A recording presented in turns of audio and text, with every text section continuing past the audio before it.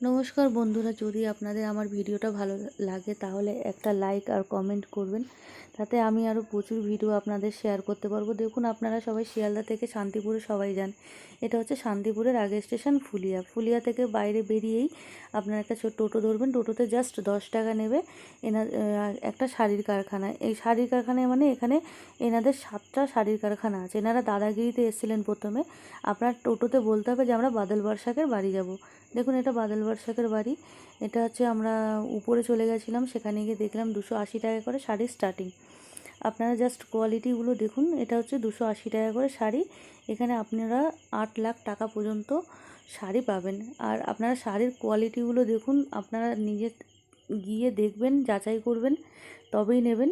Just আমি আপনাদের সাথে ভিডিওটা শেয়ার করলাম, একবার আপনারা গিয়ে দেখতে পারেন জায়গাটা।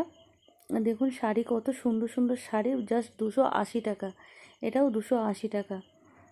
তাঁতের শাড়ি কোয়ালিটি আপনার শান্তিপুর থেকে অনেক সুন্দর শাড়ির কোয়ালিটি।